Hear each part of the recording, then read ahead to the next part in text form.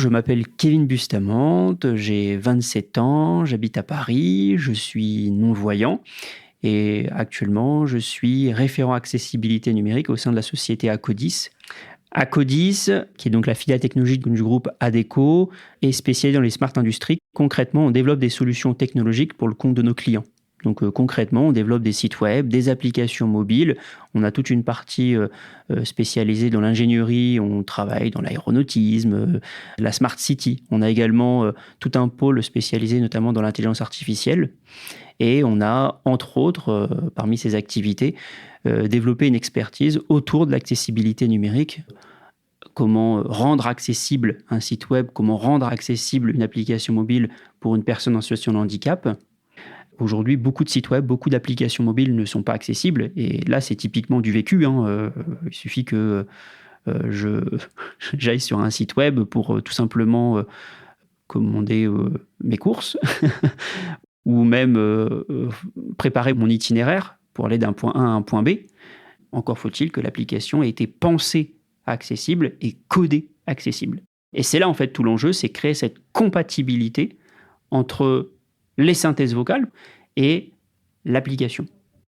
On fait du numérique, mais c'est surtout que c'est du numérique qui est au service de l'humain.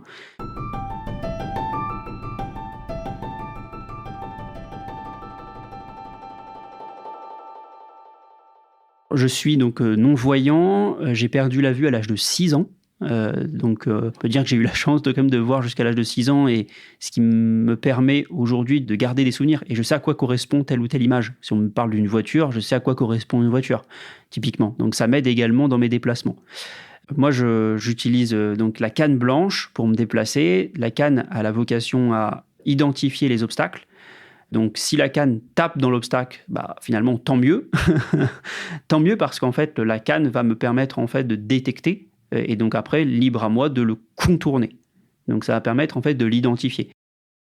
Je suis donc rentré chez Acodis en septembre 2020 en tant qu'alternant et j'ai signé mon CDI en septembre 2021, un an plus tard. Acodis a engagé une démarche pour procéder à l'aménagement de mon poste de travail. Donc, j'ai échangé avec la mission handicap. La mission handicap qui m'a demandé mes différents besoins. Donc, moi, j'avais besoin d'une synthèse vocale, j'avais besoin d'une plage braille. Une plage braille, c'est un outil qui se connecte à mon ordinateur et qui va me transcrire en braille tout ce qui s'affiche à l'écran.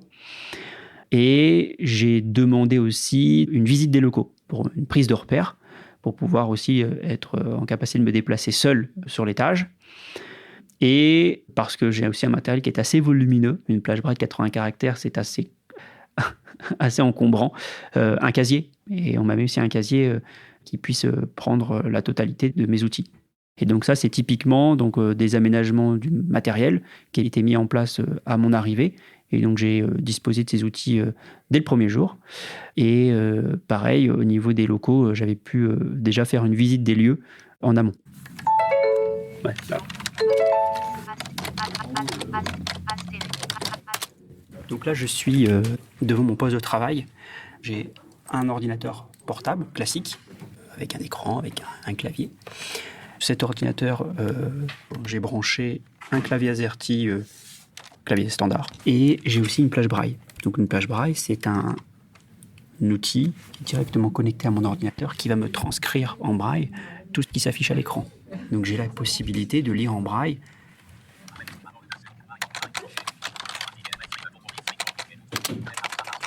Donc en fait, il y a des petits pointillés qui rentrent et qui ressortent en fait. Donc j'ai cette possibilité de lire en braille, mais j'ai également cette possibilité d'écouter. Donc là, par exemple. Votre champ niveau se desk pour dire émettre utile OK gestionnaire des recherches bloc-notes sans vide. Donc là, je peux écrire. Espace. Bonjour, comment alzer celle Là, je peux corriger. Alzer E Z espace E L vide espace S vide. On peut corriger, on peut aller dans Google. Nouvel onglet Google Chrome.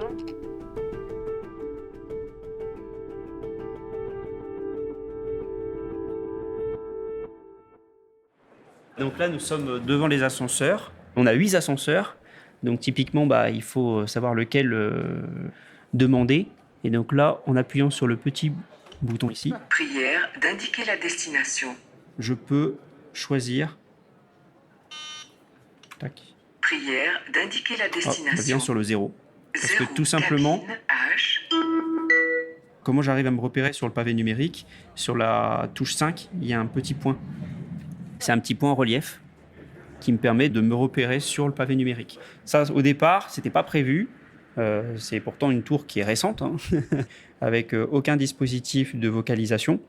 Et lorsque je suis arrivé, j'ai pris mes fonctions, que mes responsables se sont rendus compte, de dire mais comment Kevin va faire pour commander et demander à l'ascenseur ? Et donc il y a eu une réflexion qui a été menée pour équiper les ascenseurs de ce dispositif de vocalisation. Aujourd'hui, on peut choisir l'étage grâce à un système de vocalisation. Par contre, quand on est dans l'ascenseur et que plusieurs étages ont été commandés, j'ai besoin de demander à la personne qui est avec moi dans l'ascenseur si je suis bien au 29. Parce qu'il n'y a pas de voix qui va me le vocaliser. Ça, c'est pas encore mis en place. On n'est pas propriétaire de nos locaux, on est simplement locataire. Mais c'est aussi à nous, en tant que clients, finalement, qui louons les locaux, de demander aussi à ce que le propriétaire puisse mettre en conformité aussi les locaux, parce que typiquement, on peut être amené à recruter des personnes sans handicap, ou une personne, un salarié, peut demain être en situation de handicap et donc avoir besoin de se maintenir dans l'emploi. Et donc, c'est nécessaire de pouvoir aménager l'environnement de travail et que cet environnement de travail puisse être le plus inclusif possible.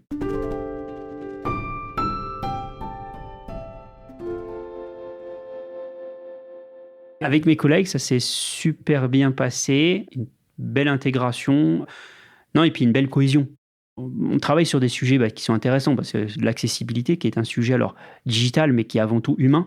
Moi, je ne connais pas un ingénieur qui me dit « moi, l'accessibilité, ça ne m'intéresse pas ». Ou tout de suite, ça crée une discussion, en fait, de se dire tiens, en tant que non-voyant, tu fais comment pour utiliser ton ordinateur ?